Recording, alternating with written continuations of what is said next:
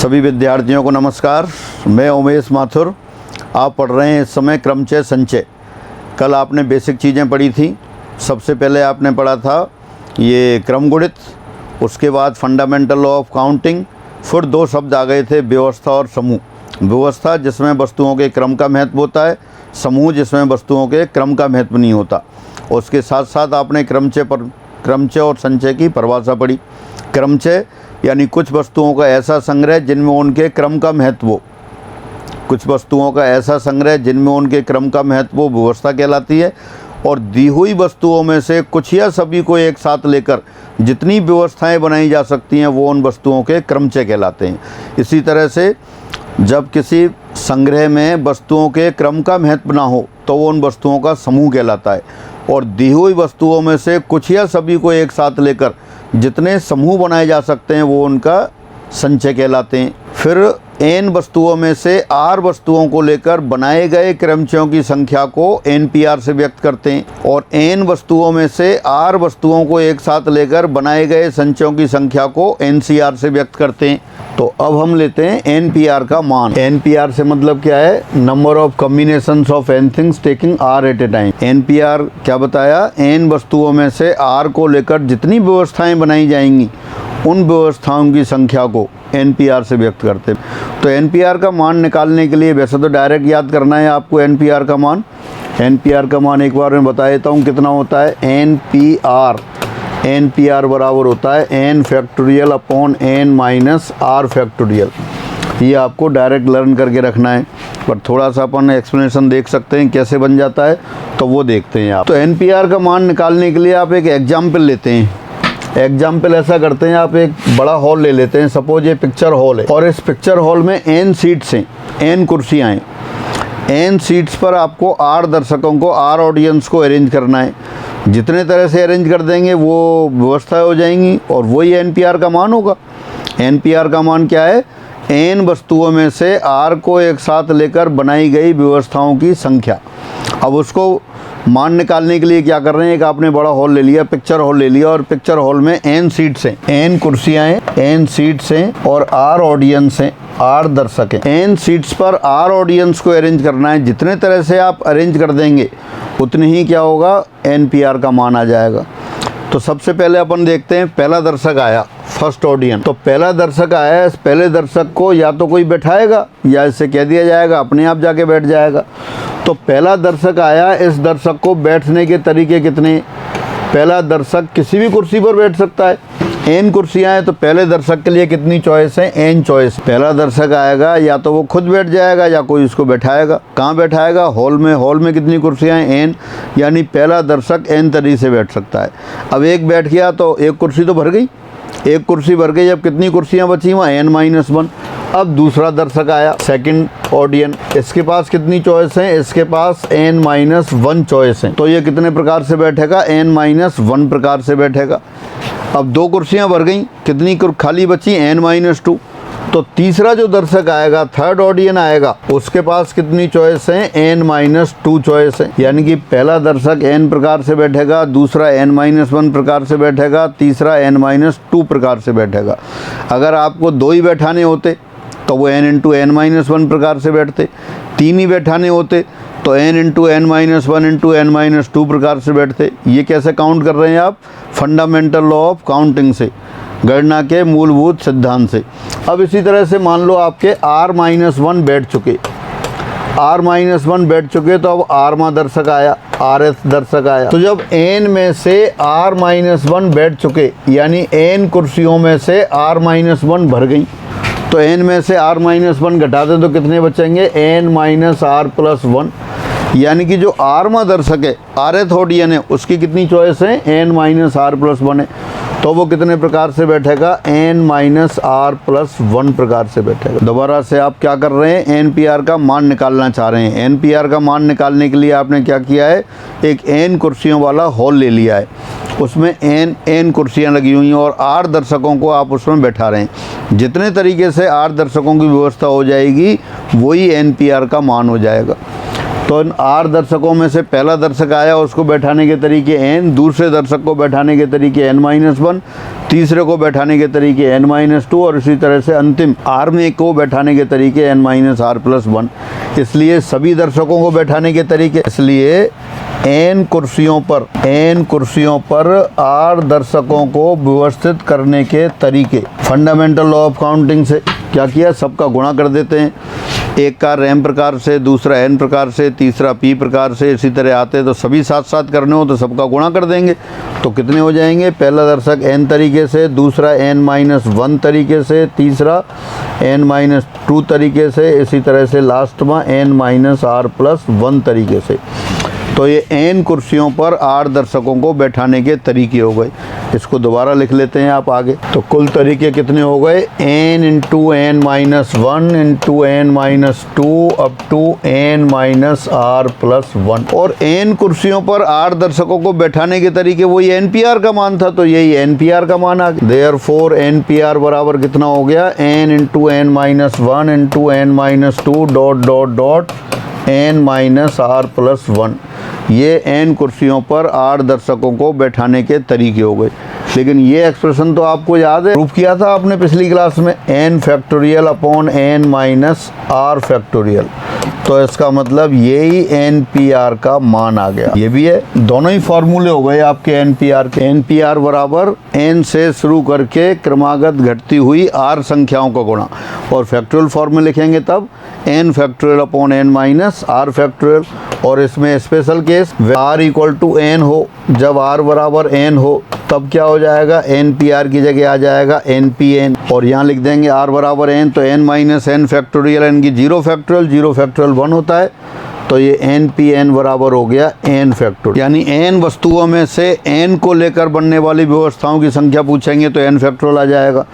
n वस्तुओं में से r को लेकर बनाई गई व्यवस्थाओं की संख्या पूछेंगे तो NPR, और NPR कितना है, n⁴/n-r⁴। तो ये NPR का मान रहा। छोटा सा मैंने एक्सप्लेनेशन बताया आपको, एक्सप्लेनेशन अपनी जगह है, लेकिन आपको NPR की मान याद करके रखना है। NPR बराबर n⁴/n-r⁴। r बराबर जब n लिख देंगे NPN तो ये n फैक्टोरियल हो गया। और ये एक्सप्रेशन भी लर्न करके रखना है, बहुत ही महत्वपूर्ण है। NPR बराबर n से शुरू करके क्रमागत घटती हुई r संख्याओं का गुणा। अब इस पर छोटे मोटे एग्जाम्पल देखते हैं। एक बार दोबारा लिख लेते हैं इसी को, ये दोबारा लिख दिया है। NPR बराबर n × n-1 × n-2 up to n-r+1। और फैक्टोरियल फॉर्म में लिखना होगा तो NPR बराबर n⁴/n-r⁴। r का मान 1 से लेके n तक कुछ भी हो सकता है। और जब r बराबर n लिख दिया आपने तो n⁴/n-n⁴, n-n⁴ 0 फैक्टोरियल, यानी कि NPN बराबर हो गया n फैक्टोरियल, क्योंकि 0 फैक्टोरियल 1 हो जाता था। तो इस तरह से रिजल्ट हो गए। अब छोटे 1-2 क्वेश्चन करते हैं, बिल्कुल जीरो लेवल वाले क्वेश्चन। आपसे पूछा है 13p3 का मान ज्ञात करो, find the value of 13p3। 13p3, अब NP3 के NPR के 2 फॉर्मूले हैं आपके पास। NPR एक तो है n फैक्टोरियल और n-r⁴, और दूसरा है n × n-1 × n-2 up to n-r+1। ये आपके पास NPR के 2 फार्मूले हैं। कोई भी फार्मूला अप्लाई कर सकते हैं। कौन सा फार्मूला अप्लाई करें आप इसमें, कई बार कहते हैं पहला फार्मूला ज़्यादा अच्छा लग रहा है, पहले फार्मूले को कर लेते हैं। तो पहला फार्मूला अच्छा तो लग रहा है, लेकिन ये ज़्यादा न्यूमेरिकल के लिए सेकंड वाली जो लाइन है वो फार्मूला ज़्यादा उपयोगी है। देखते हैं 13p3 NPR कैसे याद किया था आपने, n से शुरू करके क्रमागत घटती हुई r संख्याओं का गुणा। 13p3 13 से शुरू करके क्रम से घटती हुई 3 संख्याओं का गुणा। ये आ गया, गुणा कर देते हैं। 13 × 12 26 6 और 156 × 11 17 16 आ गया। तो ये आपका आ गया। और अगर आप पहले वाले फॉर्मूले से करते 13p3 तो ये क्या होता, ऊपर आता 13 फैक्टोरियल, नीचे आता 13 - 3 फैक्टोरियल। अब ऊपर 13 फैक्टोरियल रहा और नीचे आ गया आपके पास 10 फैक्टोरियल। अब 10 फैक्टोरियल और ये अब 13 फैक्टोरियल को एक्सपेंड करें आप, वो आता आपके पास 13 × 12 × 11 × 10 फैक्टोरियल और नीचे फिर 10 फैक्टोरियल। तो इसमें क्या आ जाएगा आपका, ये 10 फैक्टोरियल से कैंसिल हो जाता और फिर लास्ट में वही 1716, यानी कि जो एक्स्ट्रा स्टेप हो गया। तो पहले ये फैक्टोरियल सॉल्व करना पड़ता, तब आप उस लाइन पर आते, यहाँ डायरेक्ट हो गया। तो फाइनली ये है कि किस तरह करेंगे आप, जब न्यूमेरिकल वैल्यू होगी तो सेकंड जो मल्टीप्लिकेशन वाली लाइन है इससे आप कैलकुलेशन करेंगे। एक और क्वेश्चन लेते हैं। If NP3 equal to 990 then find the value of n। यदि NP3 बराबर 9 से 90 हो तब n का मान ज्ञात कर। अब NP3 फिर अपन के पास फॉर्मूला है वो लगा देंगे। सिंस NP3 बराबर 990, अब अगर इसमें फैक्टोरियल वाला लगाते हैं तो फिर टिपिकल होगा, तो फैक्टोरियल वाला नहीं लगा के वही सेकंड वाली लाइन लेंगे। NP3 का मतलब n से शुरू करके क्रमागत घटती हुई 3 संख्याओं का गुणा, तो n into n minus 1 into n minus 2 बराबर 990। अगर लेफ्ट हैंड साइड सबको गुणा कर दें, 990 को लेफ्ट हैंड साइड में ले आएँ फिर, तो ये 3 घात की समीकरण बन जाएगी। फिर उसको सॉल्व करेंगे, आंसर आ जाएगा।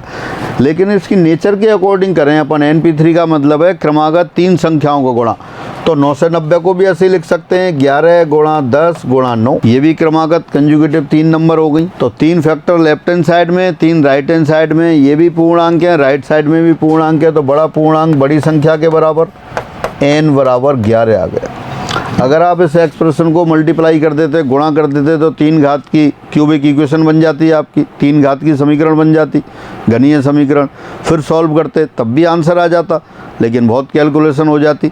तो इससे बचने के लिए क्या करेंगे अपन, जैसा एक्सप्रेशन लेफ्ट हैंड साइड में वैसा ही आपने राइट साइड में बना दिया, 11 गुणा 10 गुणा 9, तो n का मान बड़े फैक्टर के बराबर आ गया। और देखते हैं, अब दे रखा है भाषा में क्वेश्चन दे दिया, पुलकित शब्द के सभी अक्षरों को साथ लेकर कुल कितने शब्द बनाए जा सकते हैं।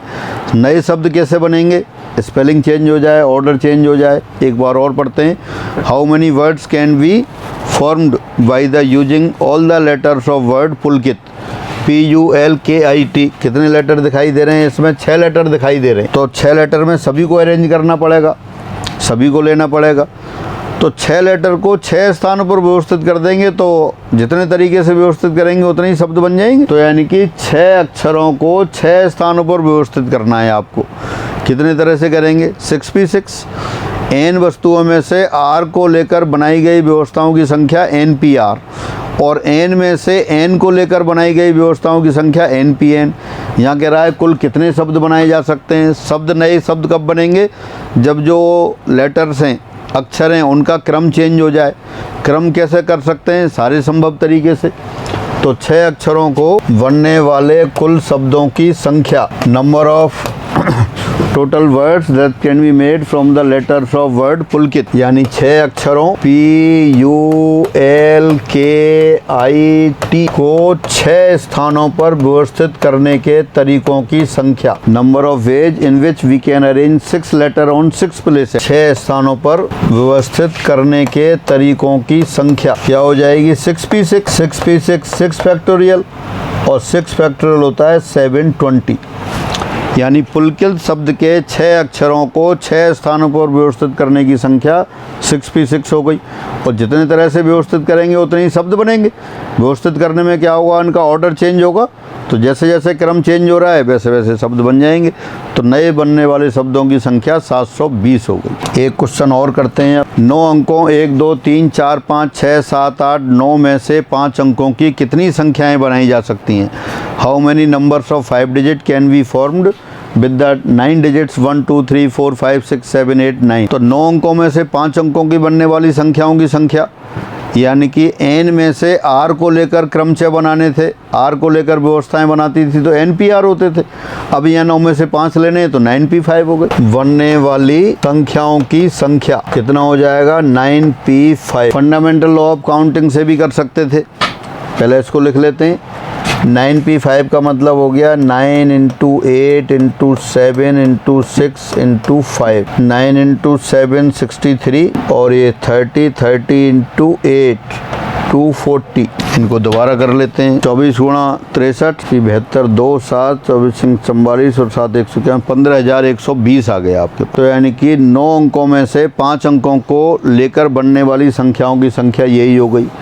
इसी को आप फंडामेंटल लॉ ऑफ काउंटिंग से भी कर सकते थे, संक्रियाओं के मूलभूत सिद्धांत से भी कर सकते थे। पहला, दूसरा, तीसरा, चौथा, पाँच स्थानों पर अंकों को व्यवस्थित करना था। कुल 9 अंक हैं, तो पहले स्थान पर कितने तरह से अंक रख सकते थे? पहले स्थान पर रख सकते थे आप 9 तरह से।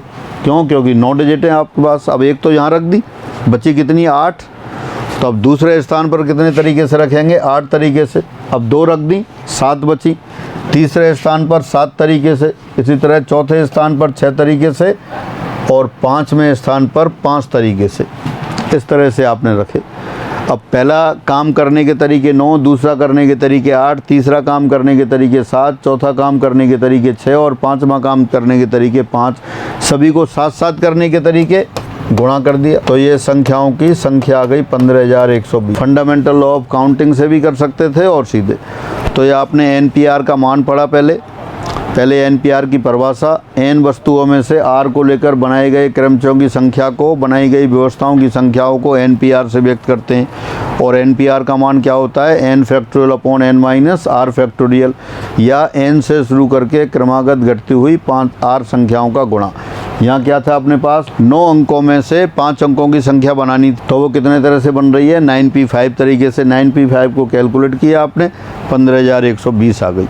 तो ये एनपीआर की परिभाषा, एनपीआर का मान और उससे संबंधित कुछ क्वेश्चन रहे। अब आगे अपन एनसीआर पर आते हैं। एनसीआर क्या था? एन वस्तुओं में से आर को लेकर बनाए गए समूहों की संख्या, बनाए गए संचयों की संख्या को एनसीआर से व्यक्त करते हैं। तो एनसीआर का मान और देखते हैं आप। एनसीआर का मान अपन एज्यूम कर लेते हैं, suppose NCR equal to capital x.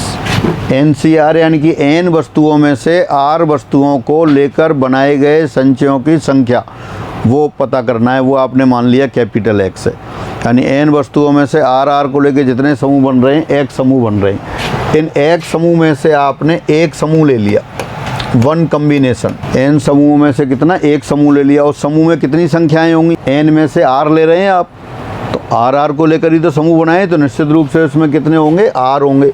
ए ए ए ए ए ए, ये आर वस्तुएं हो गई। और जब समूह बनाते हैं, जब क्रम का कोई महत्व नहीं होता, यहाँ ए सब समान लिख दी, इन दोनों को आपस में बदलने कोई अंतर ही नहीं आएगा, कोई अंतर नहीं आ रहा। हाँ, लेकिन अगर इनको नंबरिंग दे दें, अलग अलग कर दें, इसको A1, ये A2, A3, A4 up to AR बना दें, अब तो अलग अलग हो गए।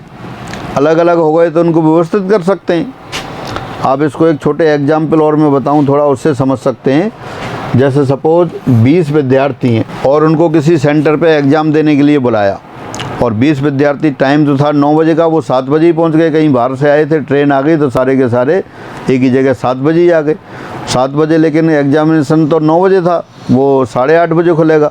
तो सब लोग क्या किया कि वहाँ बाहर में कोई मजारी तमाशा दिखा रहा था, सब उसके चारों ओर खड़े हो गए। और खड़े हो गए, वो वहाँ क्या है, उसका मदारी जो गेम दिखा रहा है, डमरू बजा रहा है गेम, तो वहाँ खड़े हैं।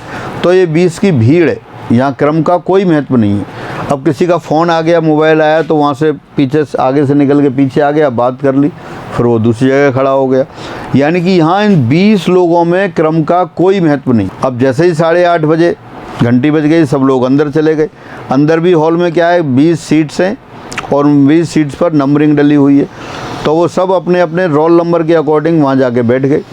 तो बाहर तो अपनी पोजीशन चेंज कर सकते थे, अब चेंज नहीं कर सकते। अब क्या है, अंदर अरेंजमेंट है। अरेंजमेंट है तो ऑर्डर का कंसिडरेशन है, बाहर ऑर्डर का कंसिडरेशन नहीं था। बाहर तो क्या थी, भीड़ थी, 20 लोगों की, 20 दर्शकों की भीड़ थी। कोई भी आपस में अपनी स्थिति बदल सकते थे, ये नहीं बदल सकते। तो ऐसा ही यहाँ ये ए आर वस्तुएं थी, आर वस्तुओं का समूह था, उनमें आपस में एक दूसरे को बदल सकते थे, कोई अंतर नहीं आ रहा था। लेकिन अब क्या किया आपने, सबको रोल नंबर दे दिए, सबको नंबरिंग दे दी, A1, A2, A3, AR। अब ये चेंज नहीं हो सकते, अब ये चेंज नहीं हो सकते, यानी इनकी व्यवस्थाएं बदल सकती हैं। तो इनसे बनने वाली व्यवस्थाएं कितनी हो गई? आर वस्तुओं को आर स्थानों पर व्यवस्थित करेंगे तो वो आर फैक्टोरियल हो गई। दोबारा से क्या था, क्या कर रहे हैं आप, एनसीआर की वैल्यू निकाल रहे हैं। आपने मान लिया एनसीआर बराबर एक्स है, एक समूह बन रहे हैं, उस एक समूह में से एक समूह लिया, उस समूह की अगर व्यवस्थाएं बनाएंगे तो कितनी व्यवस्थाएं बन गई, आर फैक्टोरियल व्यवस्थाएं बन गई। तो देयरफॉर एक समूहों की व्यवस्थाएं, एक से बनने वाली व्यवस्थाएं कितनी हो गई, एक्स इंटू आर फैक्टोरियल, ये व्यवस्थाएं बन गई। लेकिन व्यवस्थाएं तो आप जानते हैं n वस्तुओं में से जब r वस्तुओं को लेकर व्यवस्थाएं बनाते हैं तो कितनी बनती हैं, वो NPR बनती हैं। लेकिन यहाँ व्यवस्थाएं कितनी बनी, x इंटू फैक्टोरियल r बनी।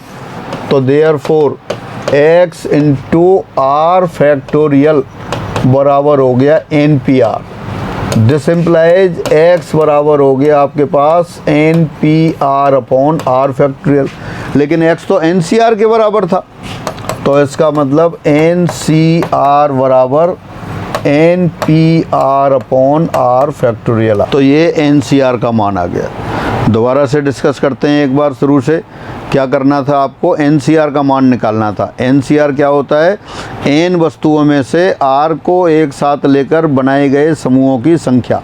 Number of combinations of n things taking r at a time is denoted by NCR। First of all we assume NCR equal to capital X। पहले आपने मान लिया NCR बराबर x है। x समूह बन रहे हैं, x समूह में से एक समूह लिया। प्रत्येक समूह में कितने अवयव होंगे, r अवयव होंगे। r क्यों होंगे, क्योंकि n में से r को लेके तो बना ही रहे हैं आप, तो हर समूह में r अवयव हो गए। लेकिन सारे अवयव कैसे हैं, आइडेंटिकल, उनका क्रम नहीं बदल सकते। जैसे भीड़ है, जैसे वो चौकीदारी कर रहे हैं, तो कोई क्रम का कोई महत्व नहीं है, कोई कहीं भी चौकीदारी कर सकता है। तो लेकिन जब इनको नंबरिंग दे दिया तब ये अलग अलग हो गए तो इनको व्यवस्थित किया जा सकता है। तो इन r वस्तुओं को r स्थानों पर व्यवस्थित करने के तरीके r फैक्टोरियल। एक समूह से कितनी व्यवस्थाएं बन रही थी, r फैक्टोरियल। तो एक समूहों से कितनी व्यवस्थाएं बन गई, x into r factorial. x into r factorial व्यवस्थाएं बन गई। लेकिन व्यवस्थाएं तो आप पहले से जानते हैं, n वस्तुओं में से r को लेकर बनने वाली व्यवस्थाओं की संख्या NPR। तो x इंटू r फैक्टोरियल बराबर NPR हो गया। x बराबर NPR अपॉन r फैक्टोरियल हो गया। फिर NPR, अब NPR की वैल्यू तो आप पहले से जानते हैं, फैक्टोरियल वाली वो रख देते हैं, वो आगे रखते हैं। तो यहाँ आपने क्या निकाला, NCR बराबर, ये आ गया आपके पास NPR अपॉन r फैक्टोरियल। ये आप याद करके रखेंगे। अब यहाँ NPR की वैल्यू फैक्टोरियल की टर्म में लिख देते हैं। क्या आ जाएगी वो, NCR तो ये है ही, NPR को लिख दिया n factorial upon n minus r factorial, और r फैक्टोरियल पहले से ही था, तो ये NCR का फॉर्मूला बन गया। ये आपको लर्न करके रखना है। NCR बराबर n factorial upon r factorial into n minus r factorial. और इसको भी एक्सपेंड करके लिख सकते हैं आप। NCR बराबर NPR तो लिख दिया आपने n into n minus 1 into n minus 2 up to n minus r plus 1, और नीचे वाले को लिख दिया r फैक्टोरियल, तो 1 into 2 into 3 into 4 up to r। तो ऊपर तो आ गया n से शुरू करके लगातार घटती हुई r संख्याओं को गुणा, और नीचे आ गया 1 से शुरू करके लगातार बढ़ती हुई r संख्याओं को गुणा। ऊपर भी r है, नीचे भी r है। नीचे 1 से लेके r तक की संख्याएं, ऊपर n से घटती हुई r फैक्टर से। तो फाइनली आप याद करेंगे NCR बराबर NPR अपॉन r फैक्टोरियल, या n factorial upon r factorial into n minus r factorial, या एक्सपेंशन वाला NCR बराबर n into n minus 1 n minus 2 dot dot dot n minus r plus 1 upon 1 into 2 into 3 up to r। तो ये NCR का मान रहा। तो ये आप लर्न करके रखेंगे। एक बार दोबारा लिख लेते हैं इसी को। ये आगे आपके पास NCR का मान जो पहले आपने लिखा था उसको एक बार दोबारा लिख दिया है। Value of NCR NPR upon r factorial, या इसको लिख सकते हैं, एक्सपेंड कर दें NPR को, n factorial upon r factorial into n minus r factorial. अब इसका प्रसार कर दिया, पहले फैक्टोरियल की टर्म में लिख दिया था। NCR बराबर आ गया n into n minus 1 into n minus 2 dot dot dot n minus r plus 1 upon r factorial, या r फैक्टोरियल को भी लिख सकते थे 1 2 3 अप टू r तक। नीचे भाषा में लिख दिया n से शुरू करके लगातार घटती हुई r संख्याओं का गुणा, और नीचे 1 से शुरू करके लगातार बढ़ती हुई r संख्याओं को गुणा। एक बार और देखते हैं। Product NCR equal to product of r conjugative decreasing numbers starting with n, और डिनोमिनेटर में product of r conjugative increasing numbers starting with 1। तो नीचे इंक्रीजिंग नंबर 1 से लेके r तक, ऊपर डिक्रीजिंग n से लेके n माइनस r प्लस 1 तक। तो ये वैल्यू आप लर्न करके रखेंगे। अब एक दो क्वेश्चन देखते हैं छोटे छोटे जीरो लेवल वाले। ये आ गया, find the value of 14C3, 14C3 का मान ज्ञात करो। तो बेहद आसान। 14C3 जब न्यूमेरिकल होगा तो फैक्टोरियल वाला अप्लाई नहीं करेंगे, जो एक्सपेंसेड फार्मूला है वो वाला करेंगे। क्या लिखा ऊपर, 14 से शुरू करके लगातार घटती हुई 3 संख्याओं को गुणा, नीचे 1 से शुरू करके लगातार बढ़ती हुई 3 संख्याओं को गुणा, 2 गुणा 3 6, इससे कैंसिल कर दिया तो फाइनली आ गया ये 14 इंटू 13 इंटू 2, यानी कि आप ले सकते हैं 14 इंटू 26, 84 8 28 और 8 36 364। ये आपकी 14C3 की वैल्यू हो गई। अब आपको एक और क्वेश्चन दे दिया, 20 खिलाड़ियों में से 11 की टीम कितने प्रकार से बनाई जा सकती है। In how many ways A team of 11 players can be form from A group of 20 players. 20 खिलाड़ियों में से 11। अब आपको ये डिसाइड करना है कि परमुटेशन लगाएंगे या कम्बिनेशन लगाएंगे। जब 11 का सिलेक्शन करना है, ऑर्डर का कोई कंसिडरेशन ही नहीं है, तो 20 में से 11 को चुनने के तरीके कितने हो गए, 11 की टीम चुनने के तरीके ये हो जाएंगे आपके पास 20C11। n वस्तुओं में से r को चुनने के तरीके NCR, तो 20 में से 11 को चुनने के तरीके 20C11। और 20C11 इसको आप इस तरह लिख सकते हैं 20 factorial upon 11 factorial into 20 minus 11 factorial. और जब आपको इस तरह से न्यूमेरिकल करना होता है तो ये अपन काम में नहीं लेते, ये काम में नहीं लेते, तब किसको लेते हैं अपन, एक्सपेंशन वाले को। या तो यहाँ से एक्सपेंशन कर दें या इसको डायरेक्ट लिख दें। तो क्या आ जाएगा, ऊपर 20 से शुरू करके क्रमागत घटती हुई 11 संख्याओं को गुणा, ये आप अपने आप कर लेना। तो ये जो भी आंसर आ जाएगा आपका, अभी आप 20C11 भी लिख सकते हो। तो इस तरह से ये 20 में से 11 की टीम चुनने के तरीकों की संख्या हुई। फिर आगे देखते हैं, ये दे रखा है 12 असमरेखीय बिंदुओं से कितने त्रिभुज बनाए जा सकते हैं। How many triangles can be form from 12 non collinear points. 12 बिंदु हैं लेकिन वो एक ही रेखा में नहीं है, एक रेखा में होते तो त्रिभुज नहीं बनता। तो त्रिभुज बनाने के लिए क्या आवश्यकता होती है, 3 बिंदुओं का चयन करना जरूरी होता है। 3 बिंदुओं का चयन करना है तो 12 में से 3 के जितने समूह बन जाएंगे उतने ही त्रिभुज बन जाएंगे। तो 12 में से बनने वाले त्रिभुजों की संख्या कितनी हो गई, 12C3। 12 बिंदु हैं, उनमें से कोई भी एक रेखा में नहीं है, कोई भी 3, 2 तो हमेशा एक रेखा में होते हैं। तो 12 असमरेखीय बिंदु हैं, उनमें से 3 बिंदु जितने तरह से चुन लेंगे उतने ट्राइंगल बन जाएंगे। और 3 चुनने के तरीके हो गए 12C3। अब इसको सॉल्व कर लो आप, 12 गुणा 11 गुणा 10 बटे 1 गुणा 2 गुणा 3, 6 से कैंसिल कर दिया आपने, 2 22 220 हो गए। तो 12 बिंदुओं में से कितने त्रिभुज बनाए जा सकते हैं, 220 त्रिभुज बनेंगे। तो इस तरह से छोटे छोटे एग्जाम्पल रहे। आपने क्या पढ़ा, NPR और NCR। अब आगे देखते हैं इन दोनों में डिफरेंस क्या है। क्रमचय व संचय में अंतर, difference between permutations and combination.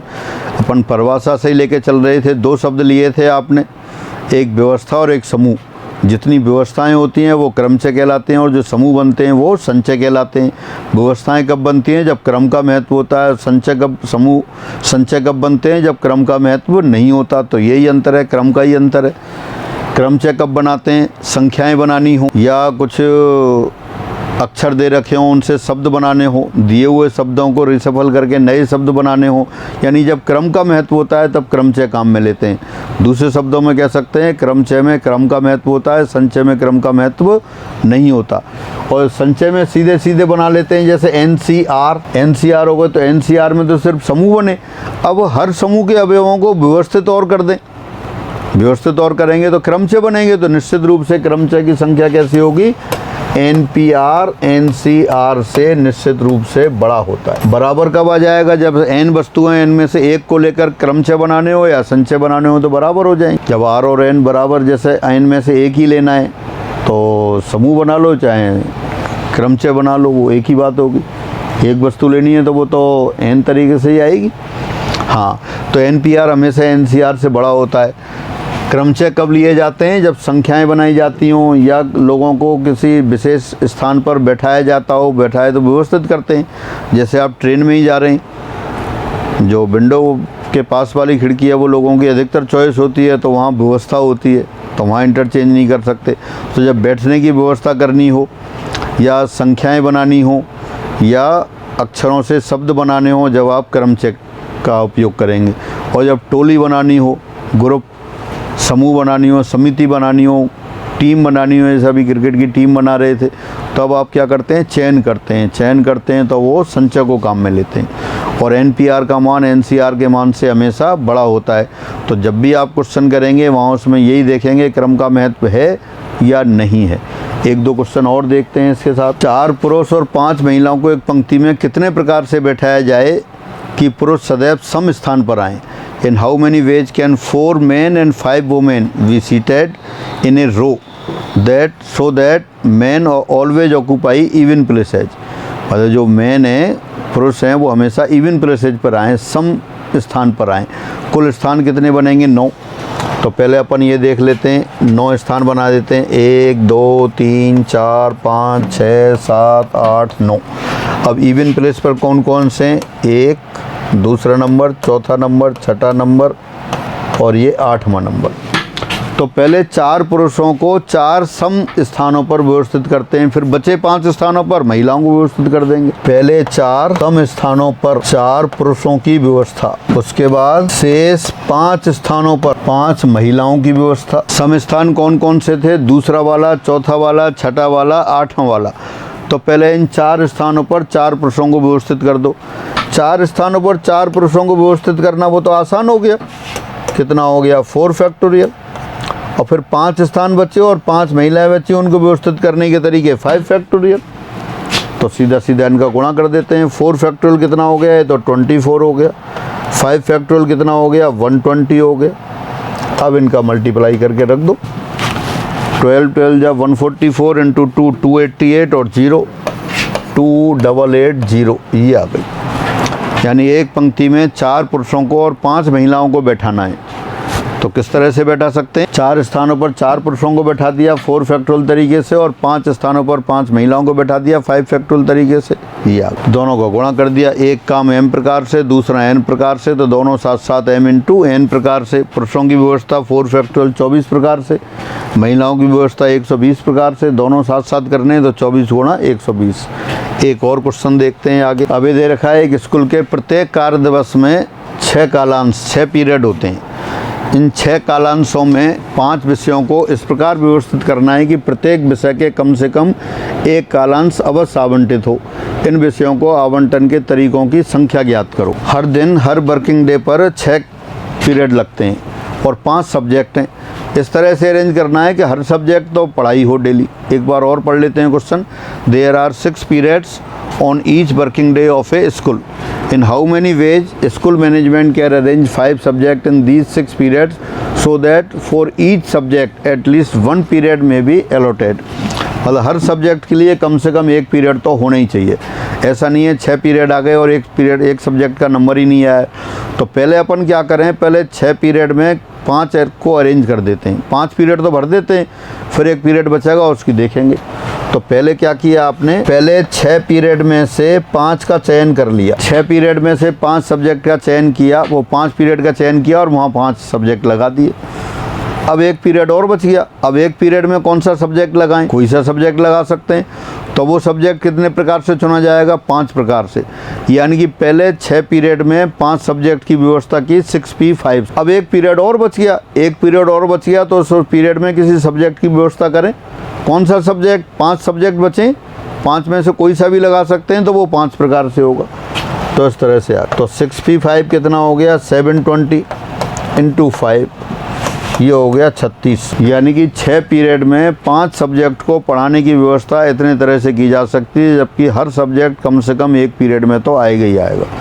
भाई 1 पीरियड तो आएगा ही आएगा हर सब्जेक्ट का, और रिपीट भी हो सकता है। कोई कौन सा रिपीट होगा, वो कोई सा भी रिपीट हो सकता है, इसलिए 5 से गुणा कर दिया। या कई बार ऐसा मन में आता है, पता नहीं इतने तरीके कैसे आ जाते हैं, 3600 तरीके कैसे बनेंगे, कुछ समझ में ही नहीं आती। तो उसको समझने के लिए मैं आपको एक बेसिक क्वेश्चन और बताता हूँ, तो वो आप बेसिक क्वेश्चन करेंगे, उससे काफ़ी चीज़ें समझ में आएंगी। 3 अंकों 1 2 3 को लेकर 3 अंकों की बनने वाली सभी संख्याओं को लिखो। 3 अंक हैं, तो 3 में से 3 को सभी को लेकर कितनी संख्याएं बन जाएंगी। ये तो बड़ा आसान क्वेश्चन हो गया है। बनने वाली संख्याओं की संख्या, ये कितना हो गया 3 फैक्टोरियल, और 3 फैक्टोरियल कितना हो जाता है 6। तो 6 संख्याएं बनी, बहुत आसान हो गया। तो 6 संख्याओं को तो लिख सकते हैं आप। यहाँ लिखना शुरू कर देते हैं। 1 2 3, 1 3 2, 2 3 1, 213, 312, 321। 3 अंकों को लेके 3 अंकों से 3 अंकों की कितनी संख्याएं बनी? 6 संख्याएं बनी। तो ये तो आसान हो गया। अब एक क्वेश्चन और लिखता हूँ, वो क्वेश्चन सब आप करेंगे। 4 अंकों 1, 2, 3, 4 को लेकर 4 अंकों की बनने वाली सभी संख्याओं को लिखो। अब पहले आप चेक कर सकते हो 4 अंकों को लेकर कितनी संख्याएं बनेंगी। तो यहाँ बनने वाली संख्याएं, ये तो मैं बता देता हूँ। बनने वाली संख्याएं कितनी बनेंगी? 4 फैक्टोरियल, और 4 फैक्टोरियल तो आप जानते हैं 24 होती हैं। जैसे अपन ने 3 संख्याओं की लिस्ट बनाई है 3 अंकों की, इसी तरह से 4 अंकों की जो 24 संख्याएं होंगी उनकी लिस्ट आपको बनानी। सब बनाना शुरू करें और 24 लिस्ट बना दें इसको। हाँ, उम्मीद है सभी ने लिखी होंगी संख्याएं।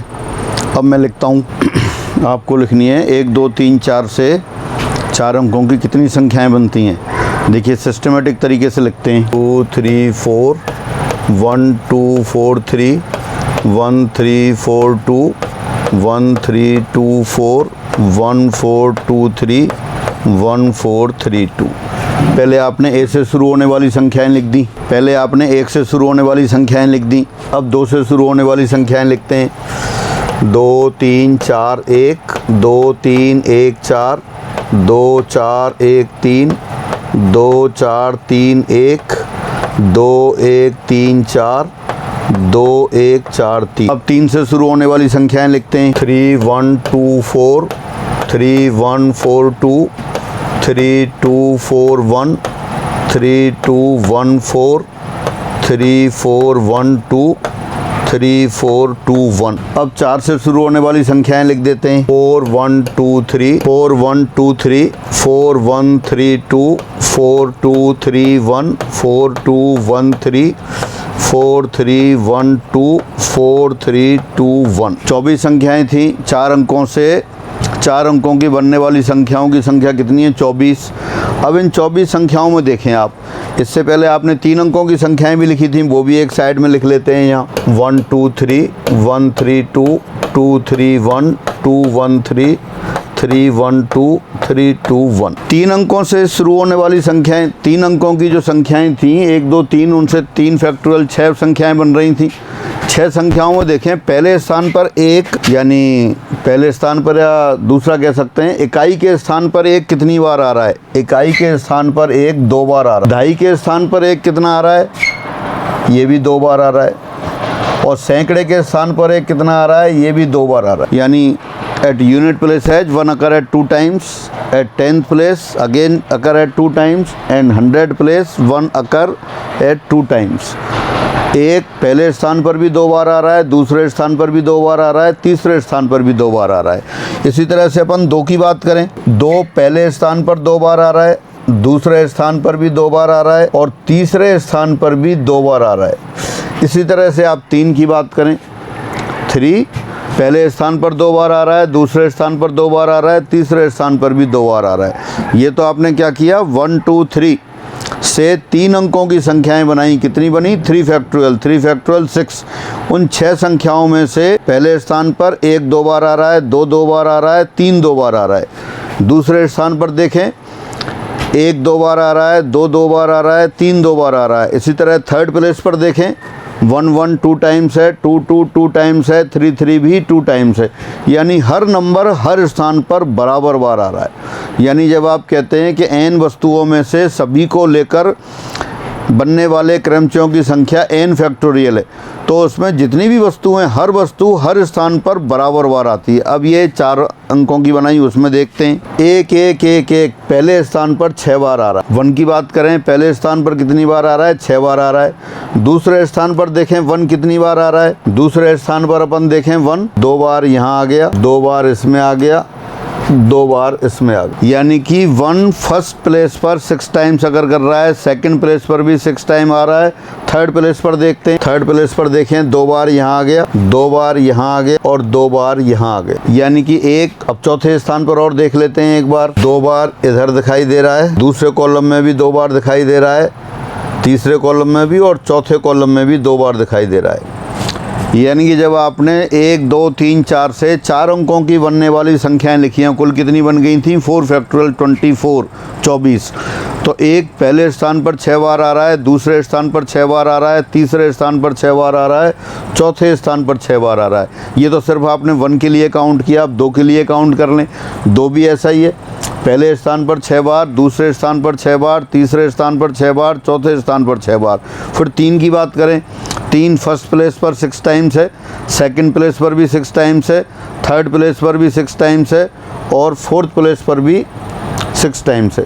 यानी कि हर अंक हर स्थान पर बराबर बार आ रहा है। इसी तरह 4 की बात करें, पहले स्थान पर 6 बार आ रहा है, दूसरे स्थान पर कैलकुलेट करेंगे तब भी 6 बार है, तीसरे स्थान पर भी 6 टाइम्स है, फोर्थ प्लेस पर भी 6 टाइम्स है। यानी बहुत बेसिक कॉन्सेप्ट आ गया। और अगर ये आपको आता है तो बहुत से क्वेश्चन एग्जाम में आने वाले क्वेश्चन भी आप कर सकते हैं।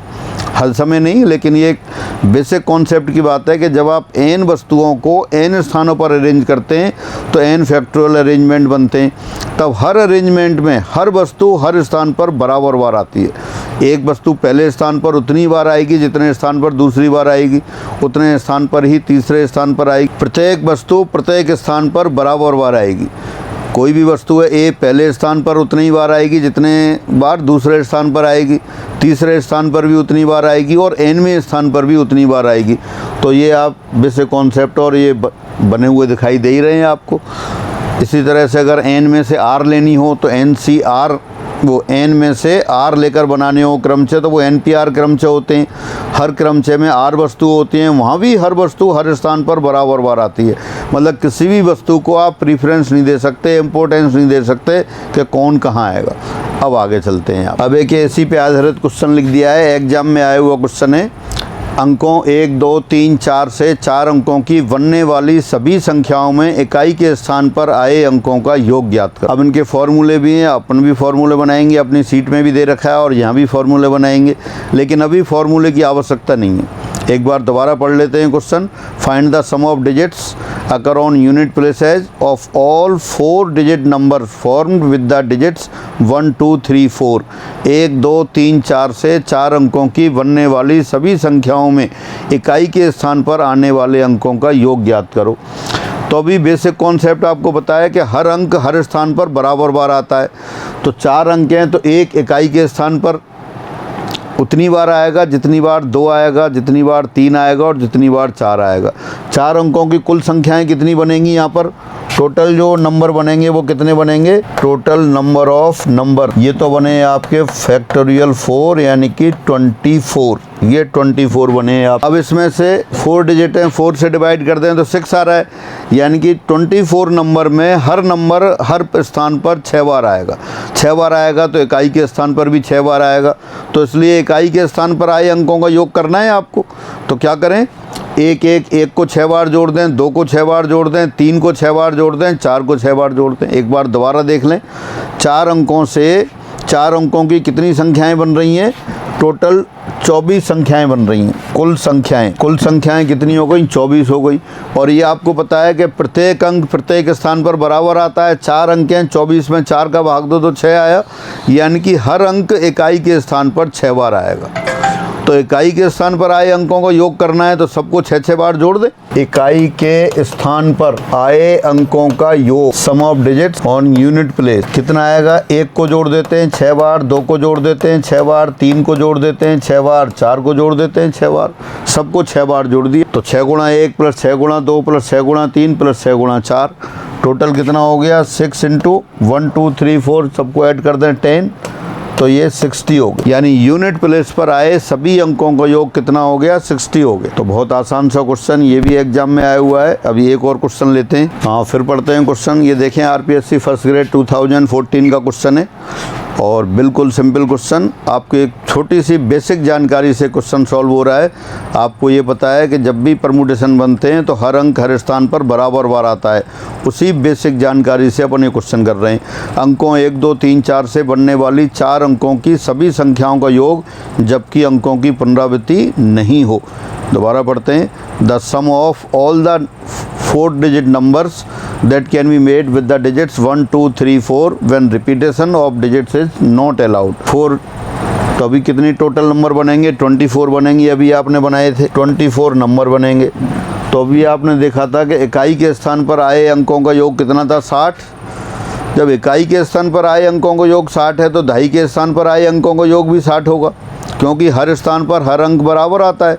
तो 10th प्लेस पर भी 60 होगा, 100 प्लेस पर भी 60 होगा, 1000 प्लेस पर भी 60 होगा।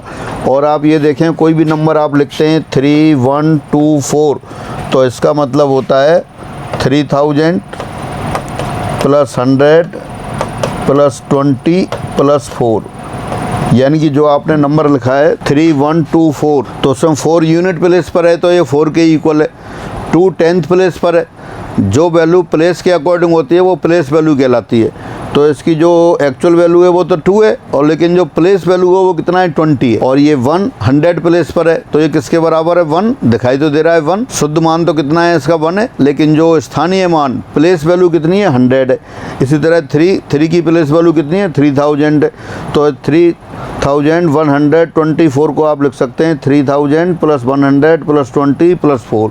तो इस तरह से ही अपन सबको जोड़ लेते हैं। तो यहाँ आप देख सकते हैं इकाई के स्थान पर आए अंकों का योग वो आपने अभी ऐड कर लिया था। मैं दोबारा लिख देता हूँ, 6 × 1 + 2 + 3 + 4, ये 60 हो गया।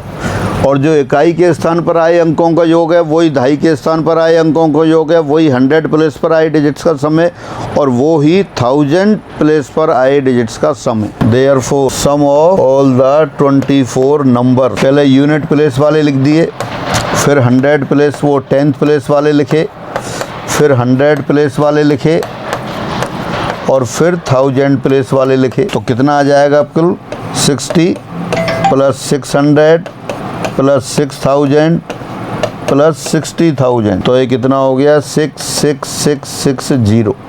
ये आंसर आ गया। कौन सा आंसर आ रहा है आपका? सेकंड आंसर आ गया। तो ये आपका क्वेश्चन रहा, एग्जाम में आया हुआ क्वेश्चन था, और अपन ने कोई फॉर्मूला नहीं लगाया। इनके फॉर्मूले भी अवेलेबल हैं, अपनी सीट्स में भी हैं, और अभी अपन लास्ट में फॉर्म भी करेंगे। लेकिन यहाँ सिर्फ एक बेसिक इन्फॉर्मेशन आपने काम में ली कि जब भी आप परमुटेशन बनाते हैं, क्रमचय बनाते हैं, तो हर अंक हर स्थान पर बराबर बार आता है। तो आज की क्लास में इतना ही। सब लोग इसको रिवाइज करेंगे, सारी परिभाषाएं रिवाइज करेंगे। अभी ज़्यादा फॉर्मूले नहीं हुए हैं, सिर्फ एक NPR और NCR की वैल्यू बताई है, उन्हीं को रिवाइज करना है। क्वेश्चंस करने में कोई हड़बड़ाहट या जल्दबाजी नहीं करनी है, बार बार रिपीट करने हैं। जिन लोगों ने पहले पढ़ रखा है, पहले से आता है, तो कोई दिक्कत नहीं है। जिन लोगों ने पहले पढ़ा है लेकिन समझने में दिक्कत है या टिपिकल लगता है टॉपिक, तो वो बार बार इसको रिवाइज करेंगे, और जितना हो जाता है पहले उसी को देखेंगे। ठीक है, फिर आज इतना ही। सभी को नमस्कार।